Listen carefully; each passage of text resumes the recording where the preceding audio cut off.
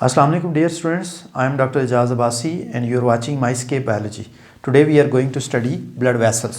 आज हम biology 9th के इस लेक्चर में ब्लड वेसल्स के बारे में स्टडी करेंगे। ब्लड सर्कुलेटरी सिस्टम के तीन मेन कंपोनेंट्स होते हैं, heart, blood and blood vessels. इससे जो पीछे दो लेक्चर्स थे उनके अंदर हमने हार्ट और ब्लड के बारे में स्टडी कर लिया था। आज के इस लेक्चर में हम ब्लड वेसल्स के ऊपर जो फोकस करेंगे। ब्लड वेसल्स क्या होती हैं? Blood vessels are the pathways through which blood passes. Blood vessels basically वो पाथवेज हैं जिनके थ्रू ब्लड पास करता है। Basically close circuit circulatory system के अंदर ब्लड वेसल्स के थ्रू जो वो पास करता है, हार्ट से लंग्स और फिर जो बॉडी के दरमियान जो है वो पास ऑन करता है। सो ब्लड वेसल्स बेसिकली तीन डिफरेंट टाइप्स की होती हैं, आर्टरीज, वेन्स एंड कैपिलरीज। तीन तरह की ये ब्लड वेसल्स हैं जो ब्लड को कैरी करती हैं।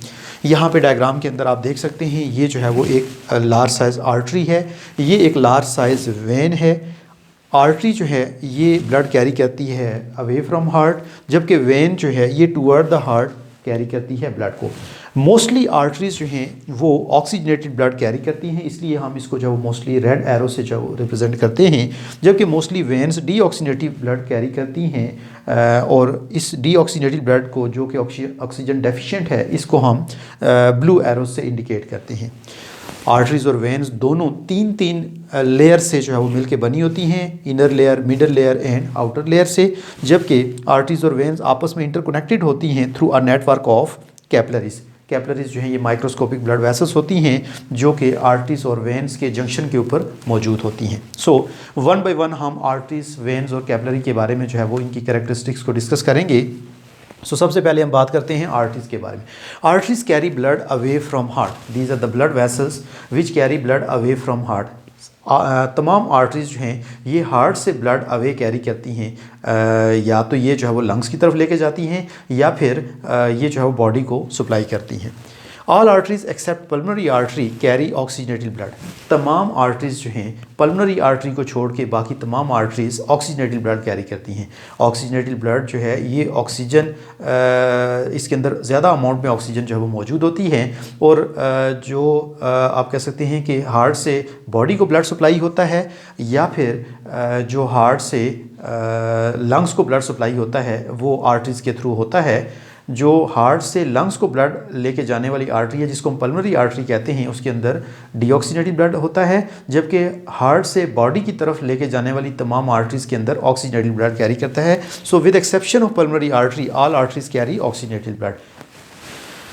Arteries are made up of 3 layers. Arteries जो है ये 3 लेयर से मिलकर बनी होती हैं, outer layer, middle layer and inner layer. जो आउटर लेयर है दैट कंटेन्स कनेक्टिव टिश्यूज़, जो मिडल लेयर है that contains smooth muscles and elastic tissues. इसके अंदर स्मूथ मसल्स और इलास्टिक टिश्यूज़ होते हैं, जबकि जो इनर लेयर है इसके अंदर एंडोथीलियल लेयर्स, एंडोथीलियल टिश्यूज़ जो है मौजूद होते हैं। जो मिडल लेयर होती है that is thick in case of arteries. Arteries के अंदर जो मिडल लेयर है that is thick containing more elastic tissues. इसके अंदर जो इलास्टिक टिश्यूज़ हैं वो ज़्यादा मिकदार में मौजूद होने की वजह से ये थिक होती है। और यही वजह है कि जो मिडल लेयर है इसके थिक होने की वजह से जो आर्टरीज हैं ये ज़्यादा कॉन्ट्रैक्टाइल होती हैं। Arteries divide into arterioles which enter into the tissues. Arteries जो हैं ये आर्टीरियोल्स के अंदर डिवाइड हो जाती हैं और फिर ये आर्टीरियोल्स फर्दर डिवाइड हो जाती हैं कैपिलरीज के अंदर, जब ये जो है वो एंटर होती है किसी टिश्यू के अंदर और ब्लड सप्लाई करती हैं। Next are the veins. Veins carry blood toward the heart. Veins basically वो ब्लड वेसल्स हैं जो टूवर्ड द हार्ट ब्लड लेके जाती हैं। All veins carry deoxygenated blood except pulmonary artery. Pulmonary artery को छोड़ के बाकी तमाम जो पल्मोनरी वेन को छोड़ के बाकी जो तमाम वेन्स हैं वो डीऑक्सीनेटेड ब्लड कैरी करती हैं। Deoxygenated blood basically oxygen deficient blood होता है। जो ब्लड बॉडी के टिश्यूज़ के अंदर यूज़ हो चुका होता है, जिसमें से ऑक्सीजन यूज़ हो चुकी होती है और वेस्ट मटेरियल उसमें ज़्यादा होते हैं, उस ब्लड को हम कहते हैं डीऑक्सीनेटेड ब्लड। और तमाम वेन्स जो है वो डीऑक्सीनेटेड ब्लड कैरी करती हैं accept pulmonary vein. Pulmonary vein वो वेन है जो लंग्स से ऑक्सीजनेटेड ब्लड को हार्ट की तरफ लेके जाती है। इसके अलावा बाकी तमाम वेन्स डीऑक्सीनेटेड ब्लड कैरी करती हैं। Veins are made up of 3 layers. Middle layer is thin in this case. Veins जो है ये आर्टरीज की तरह ये भी जो है वो 3 डिफरेंट लेयर से जो है वो मिलके बनी होती हैं। और अगर हम आर्टरी की मिडल लेयर के साथ कंपेयर करें तो जो वेन्स की मिडल लेयर है वो थिन होती है, क्योंकि इसमें इलास्टिक टिश्यूज जो है वो बहुत कम होते हैं। और यही वजह है कि वेन्स के अंदर जो इलास्टिसिटी है वो बहुत कम होती है as compare to arteries. Veins are divided into venules. Veins जो है ये वेन्यूल्स के अंदर डिवाइड हो जाती हैं। मोस्टली इस तरह से होता है कि जब आर्टरीज जो किसी टिश्यू के अंदर एंटर होती हैं तो वो आर्टीरियोल्स में डिवाइड होती हैं, फिर आर्टीरियोल्स जो है वो कैपिलरीज के अंदर डिवाइड हो जाती हैं, और कैपिलरीज फिर दोबारा मिलके तो जो है वो वेनस कैपिलरीज बनाती हैं। और ये वेनस कैपिलरीज जिनके अंदर जो है वो डीऑक्सीनेटेड ब्लड होता है, ये फिर दोबारा कंबाइन होकर तो वेन्यूल्स बनाती हैं। They are small size veins, और ये वेन्यूल्स फिर मिलके लार्ज साइज वेन्स जो है वो डेवलप करती हैं। Valves are present in veins. Veins का एक यूनिक फीचर ये है कि इनका जो लुमेन है जहाँ से ब्लड जो है पास करता है, इस लुमेन के अंदर जो है वेल्व्स मौजूद होते हैं जो कि बैकवर्ड फ्लो ब्लड को रोकते हैं। आर्टरीज का जो लुमेन है इसके अंदर वेल्व्स मौजूद नहीं होते, ये सिर्फ वेन्स के अंदर मौजूद होते हैं ताकि ब्लड जो है उसका बैकवर्ड फ्लो जो है वो कैरी आउट ना हो। Next are the capillaries. Capillaries are microscopic blood vessels. ये बहुत ही स्मॉल साइज होती हैं और माइक्रोस्कोप के बगैर नज़र नहीं आती, ये टिश्यूज़ के अंदर मौजूद होती हैं। These are made up of single layer of cells that is endothelial layer.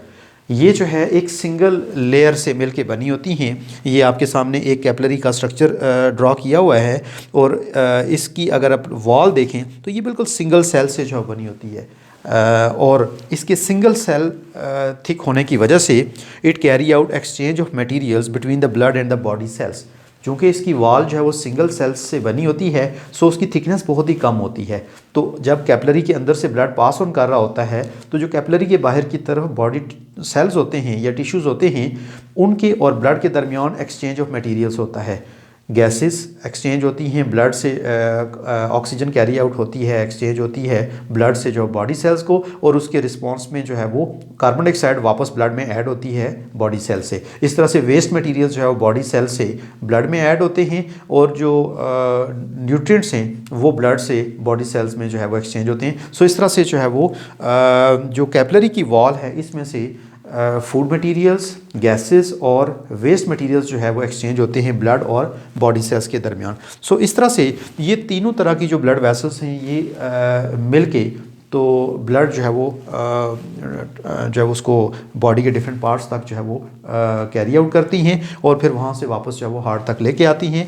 सो ये एक नेटवर्क डेवलप कर लेती हैं। आर्टरी के थ्रू ब्लड आता है, फिर आर्टरी से जो है वो आगे आर्टीरियोल्स और कैपिलरीज डेवलप होती हैं जो एक्सचेंज ऑफ मटेरियल कैरी करती हैं बॉडी सेल्स और ब्लड के दरमियान, और फिर ये ब्लड जो है दोबारा वेन्यूल्स के थ्रू वेन्स में एंटर होता है, और फिर वेन्स के थ्रू वापस जो है वो हार्ट तक जो है वो पहुँच जाता है।